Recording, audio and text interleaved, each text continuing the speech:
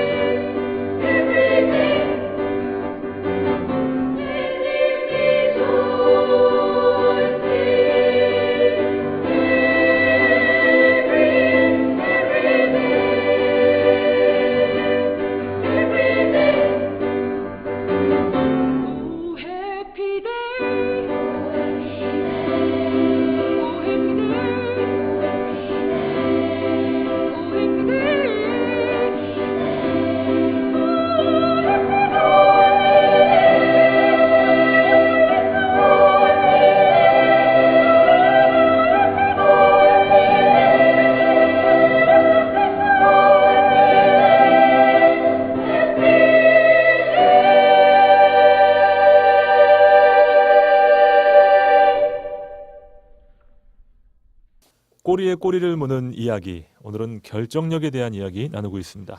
저도 이 프로그램을 해야 될지 말아야 될지 결정하기가 참 힘들었습니다. 그랬을 겁니다. 예, 좋은 결정을 한 거죠.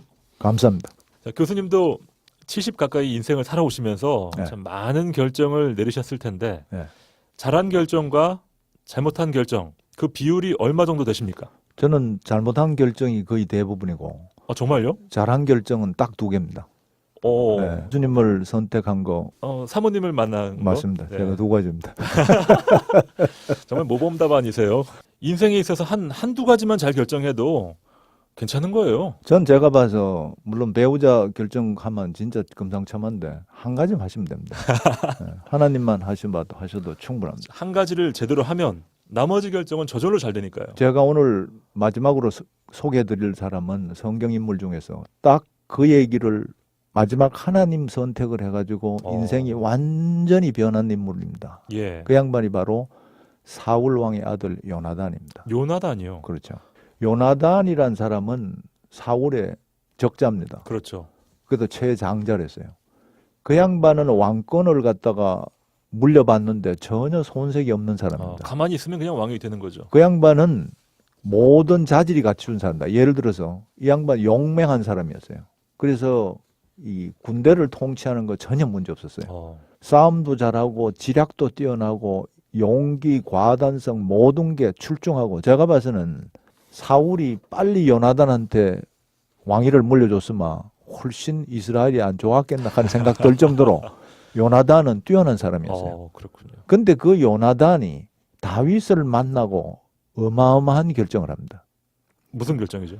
사무엘상의 18장에 나오는 건데 다윗이 사울에게 말하기를 마침에 요나단의 마음이 다윗의 마음과 하나가 돼요. 요나단이 그를 자기 생명같이 사랑하니라. 요나단은 다윗을 자기 생명같이 사랑하여 더불어 언약을 맺었으며 요나단이 자기가 입었던 겉옷을 벗어 다윗에게 주었고 자기의 군복과 칼과 활과 띠도 그리하였더라 했잖아요. 예.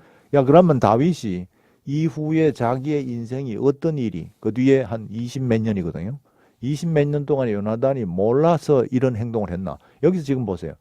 겉옷을 벗어줬다는 것은 대단한 일이거든요. 그렇죠. 자기의 모든 재산을 갖다 실어가 버려줬다는 말도 되고 자기의 군복과 칼과 활과 띠도 그래. 그때 당시만 해도 칼이 잘 없었어요. 그렇죠. 자기가 가지고 가장 중요한 자기의 자원을 갖다가 다윗한테 줬다는 말은 요나단이 그때 벌써 다윗한테 모든 걸 결정을 했다. 근데 어떻게 요나단이 그거를 볼 수가 있었노? 요나단이 여기서 하는 행동은 그때 그 순간에 다윗이라는 인간미에 끌려가지고 예. 했다고 저는 보지 않아요. 여기에서 중계 보면 겉옷을 줬죠. 그 다음에 군복, 칼, 활, 자기의 모든 쉽게 하면 디펜스 할 수 있는 자기를 방어할 수 있는 모든 것을 줬다는 말이에요. 다 좋네요. 그러니까 다윗이 자기를 죽여도 자기는 전혀 괜찮다는 것까지 인정을 했다는 말은 요나단의 하는 행동은 믿음이 아닌 것 때문에 행동할 수 없습니다. 예. 하나님이 다윗을 선택하셨다는 것을 요나단은 알고 있었다. 그 내용이 뭐고 하면 자기는 왕위 서열이 2번째인데 자기는 희망이 없다 왕으로 하는 걸 알았다는 말이고 안 것뿐만 아니라 그 사실을 수용을 했다는 말입니다. 그것도 수용을 어떻게 하면 기쁘게 수용을 했다는 말입니다. 요나단은 벌써 다윗이 어떤 인물이 오는지 30년 뒤를 다 봤다는 말입니다. 굉장하네요. 그의 삶은 철저히 하나님의 명령에 순종한 삶이었고 자신에게 주어졌던 결정 능력을 100% 발휘했던 믿음의 사람이었어요. 요나단은 도피 중인 친구 다윗에게 말을 이렇게 던집니다. 곧 요나단이 그에게 이르기를 두려워하지 말라. 다윗한테 얘기하는 거예요. 네. 우리 아버지가 너를 죽이려고 하는데 첫 번째 두려워하지 말라. 내 아버지 사울의 손이 내게 미치지 못할 것이요.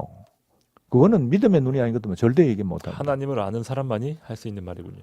그 다음에 너는 이스라엘, 여기 뒤가 지금 더 심각한 문제입니다. 너는 이스라엘 왕이 되고 나는 내 다음이 될 것을 내 아버지 사울도 안다 하니라. 예. 그 사실은 사울이 다윗이 하나님의 기름 부음을 받았다는 사실을 몰랐나 하면 알았어요. 그런데 사울은 질투심 때문에 하나님의 사역을 철저하게 방해를 합니다. 그런데 요나단은 마음에 질투심이 없는 사람이에요. 예. 그래서 질투심이 없어야지만은 선한 사역을 감당을 할 수가 있어요. 우리가 요나단을 좀 더 살펴볼 때요, 교수님. 사울의 최후 장면에 네. 요나단이 같이 있더라고요, 아버지랑. 그렇죠. 아버지의 부족함을 잘 알고 있는 아들로서 그럼에도 불구하고 아버지를 잘 모시는 거 아니에요, 끝까지. 전 개인적으로 요나단을 생각하면 항상 이 읽을 때마다 마음이 굉장히 늦가을에 이 외투를 안 입은 그런 느낌이에요.